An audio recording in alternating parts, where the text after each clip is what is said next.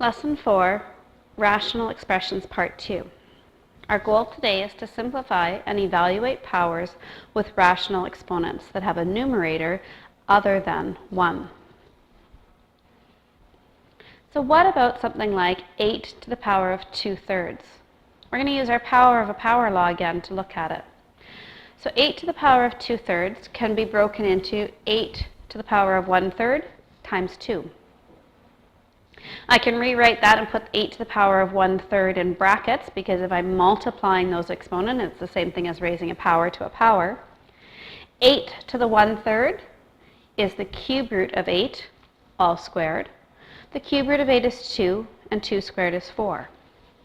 The other way of looking at it is to reverse those parts of the exponents and look at it as 8 squared times 1/3 in the exponent. So 8 squared to the power of 1/3. 1/3 means the cube root of the base, and the base this time is 8 squared.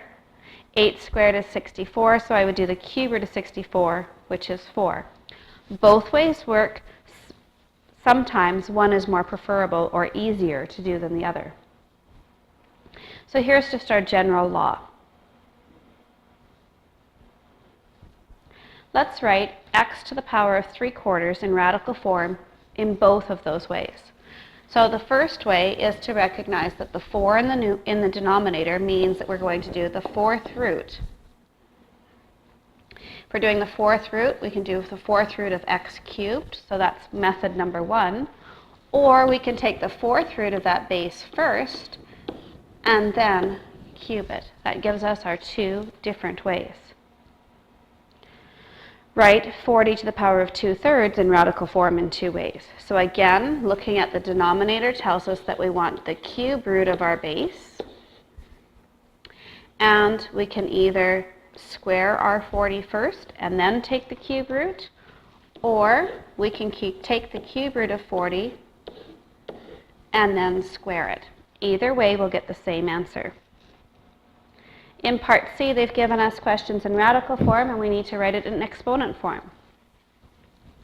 So in this first one, we have 3 to the power of 5, and we're taking the square root of it, so that means that we have this to the exponent of 1/2. Multiplying those exponents gives us 3 to the power of 5 over 2. In the second example, I have the cube root of 25. So that means 25 to the exponent of 1/3, and then I'm squaring that answer. Again, multiplying those exponents gives me 25 to the power of 2/3. Let's evaluate. So when we're evaluating, not only do we need to change them from exponent form to radical form, but then we need to simplify from there. So if 27 to the power of 4 over 3. This 3 tells me that I am doing the cube root of my base, and it's a matter of whether I want to do 27 to the power of 4, or in this case, I would find the cube root first and then raise it to the power of 4. Finding the cube root of 27 is much easier than finding the cube root of 27 to the power of 4, right? Which is 27 times 27 times 27 times 27. So the cube root of 27 will be 3. So I now have 3 to the power of 4. 3 to the power of 4 means 3 times 3 times 3 times 3, or 81. Part B, I have an exponent of decimal 4, or 4/10, which is equal to, 2/5.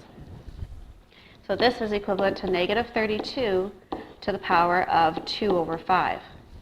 That 5 tells me I want the 5th root of negative 32, and I can either square the 32 first or find the 5th root and then square it.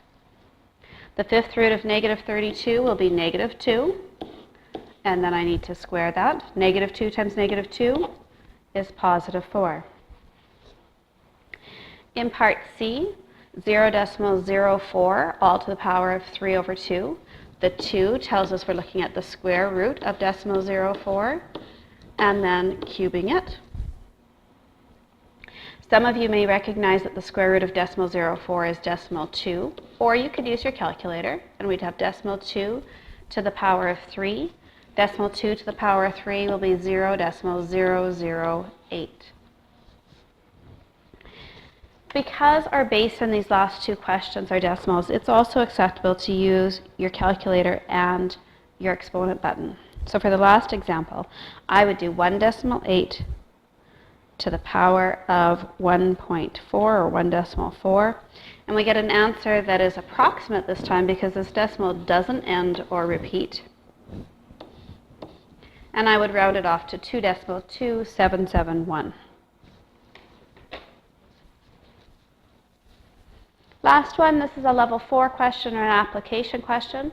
Biologists use the formula B equals 0.01 m to the power of 2/3 to estimate the brain mass, B kilograms, of a mammal with body mass m in kilograms. Estimate the brain mass of each animal. So we're going to use the formula that B equals 0.01, and we want to substitute in a body mass of 27 kilograms. So we're going to use our calculator, and we need to watch the order of operations. The first step is I have to deal with this exponent. So we need to calculate 27 to the power of 2/3. You'll find that you get an answer of 9. Multiplying 9 times decimal 0.1 will give you decimal 0.9 kilograms. So that dog's brain would weigh approximately decimal 0.9 kilograms. In the second example, our body mass is 200 kilograms. So we have 200 to the power of 2/3, and we have to evaluate that part first. Calculating that this time gives us a decimal answer, which is okay because we're looking for the approximate value anyway. So we're going to do 34.2. We need to multiply that by the decimal 0.1 to find the brain mass. And we get decimal 342 kilograms, or 0.342 kilograms. Okay, try practice number 4 and number 5. Practice number 5 of those level 4 questions.